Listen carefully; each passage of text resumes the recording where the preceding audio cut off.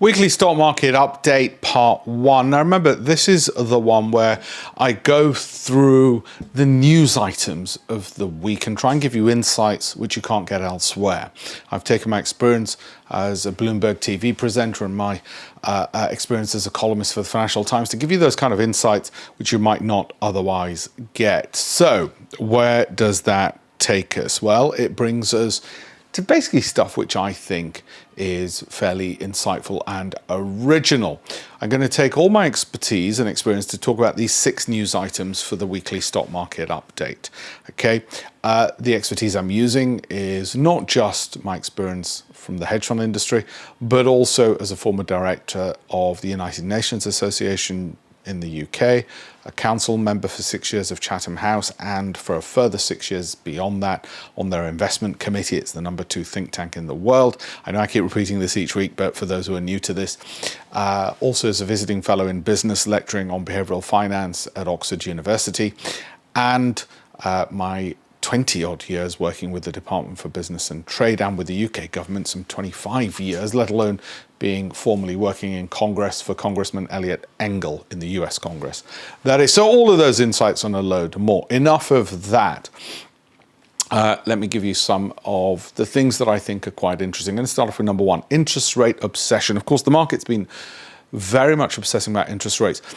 If interest rates rise, the fear is that technology companies, which are often, not the big ones, but some of the smaller ones, are heavily indebted, could be impacted. So rising interest rates has seen the markets soar. The worry now is that interest rates might not drop as quickly. Now, that is what led to some wobbles. Then the market calmed down. The chairman of the US Federal Reserve, which is an independent central bank, can't be got rid of, apparently, by Donald Trump. But Trump, like in his first term, will keep pressuring for lower interest rates because he wants the stock market to boom, not least because anything that impacts both his stock holdings in Truth Social and Elon Musk's holdings will be a problem, okay, for both men. So to create wealth, they need lower interest rates. I met Mark Kearney once, I don't think I've got the image up there, in India. And I tell you, there's an amazing thing about these central bankers. They are the most boring people on the planet. They have a routine, okay? Their job is to be dull, never to say anything interesting or do anything interesting, to keep the markets calm. So you've got them at one extreme, and then you've got Donald Trump, Elon Musk at the other extreme, okay? I think interest rates will be kept, well, they won't be rising, but in 2024, you'll get a couple of drops. I think the market will have got over the fact that they're probably not going to drop as quickly as they would have liked. There will be that tension. The central bank will even more so want to see itself as independent of the president as a result. Overall, I'm not too worried of a slowing down in interest rates, not least because I think the stock market and other asset prices are pretty buoyant. And whilst the Federal Reserve doesn't look at the stock market, well, as a focal point, it looks at things like housing and the like, and wages in terms of inflation. It will be aware of the fact that it doesn't want an overheated stock market. Okay? Equally, it doesn't want one to crash. Animal spirits. Animal spirits is the X factor. It's something John Maynard Keynes mentioned when he created the phenomenal algorithm of how the economy works, domestic, international trade flows, an equation rather than an algorithm, created this equation of how the economy works. He put in an X factor. That was animal spirits. And it's a factor which he then referred to and said, if only experts would more often say that they don't know. And that's why the man was a genius, because he was probably the last expert to say, don't know. And that's where the animal spirits come in. The animal spirits are pretty buoyant in America. They're not so in Britain, but in America, amongst the economically active, okay, the ones with the billions, it doesn't matter if you do a survey in the United States and ask a little old granny in Washington State if she's buoyant about the economy. That's why those surveys are pretty bloody useless. because the kinds of people who fill in surveys are not the kind of people who are actually making the economy move. They're the kind of people who fill in surveys, right?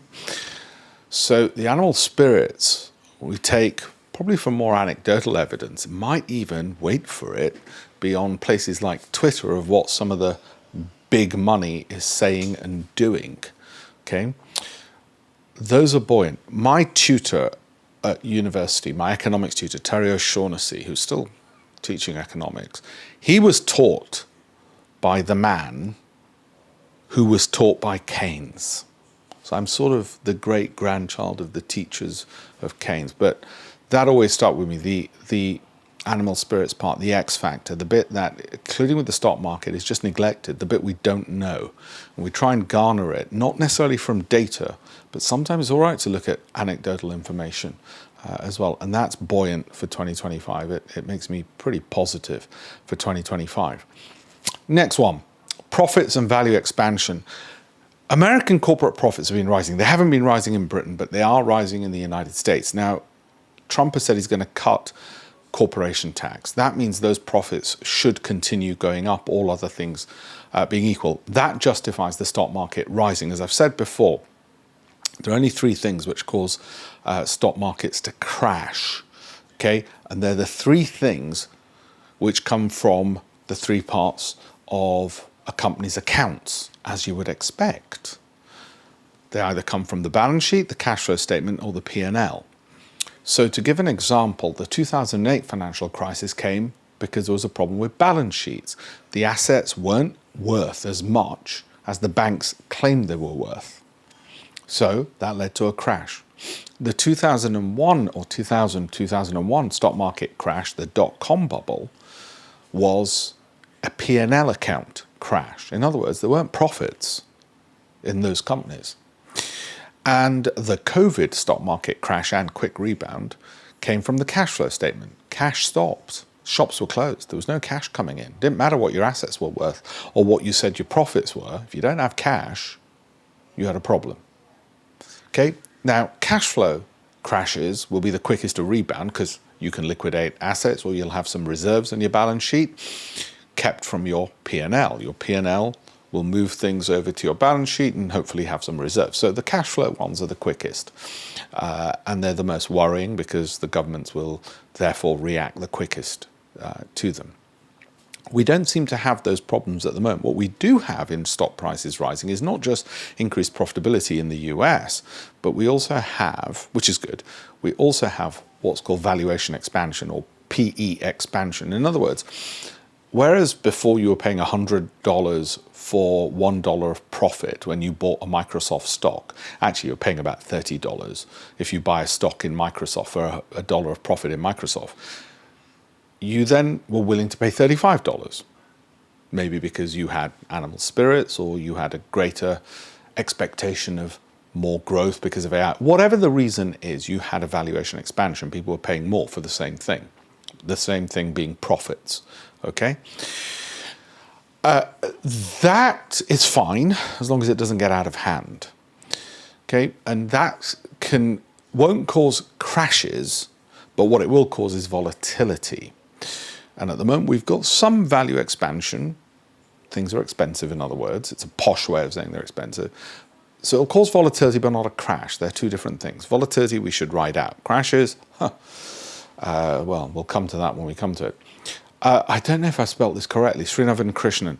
Anyway, he used to work at Andersen Horowitz in the UK, was their head honcho here. Andersen Horowitz is one of the biggest, most important venture capital firms in Silicon Valley.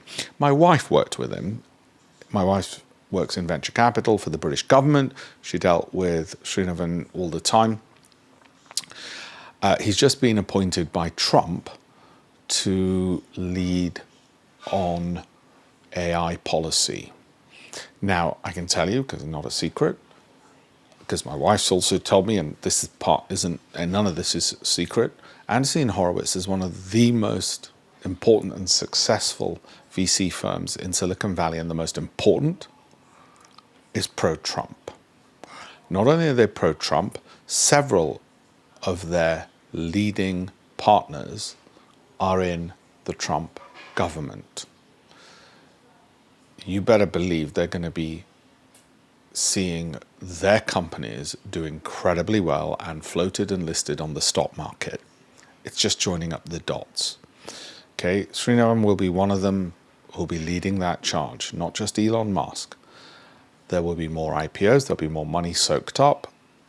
That should be buoyant. None of this at the moment suggests any stock market crash, but you could easily get a 0% year next year in 2025, just as you did in 2022.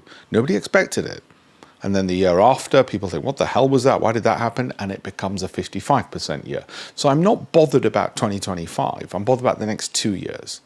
And over the next 2 years, I expect a 32% return because that's the average return over 2 years for the S&P 500. I actually expect better than that, but I'm not going to say it. Okay, I'm going to go with the average. I'd rather, like you do in the office, manage expectations. Give a low number and exceed it, then give a high number and fail.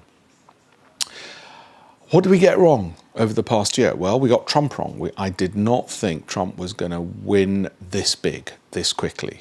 I did say he was going to win time and time again, as I did when he won first time round. But I didn't see it coming this quickly and this big. If I saw it this big and this quick, i.e. he won by about 4 a.m. on November the 6th, I would have bought Tesla before, not after the result. Got it?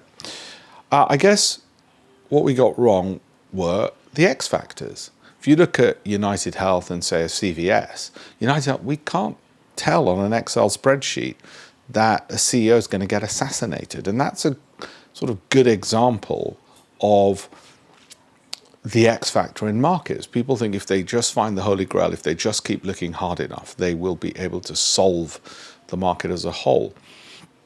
It doesn't work like that, okay?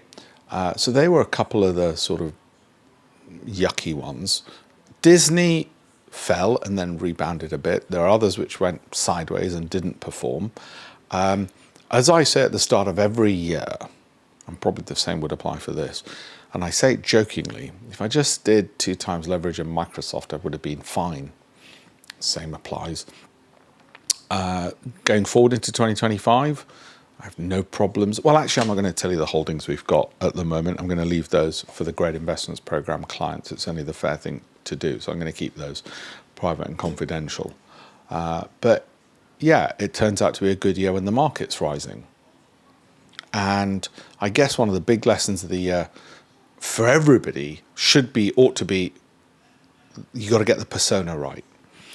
There is no point getting your risk persona wrong, thinking you're braver than you are, because then you'll overtrade, you'll exit an Nvidia in July because you panicked, okay?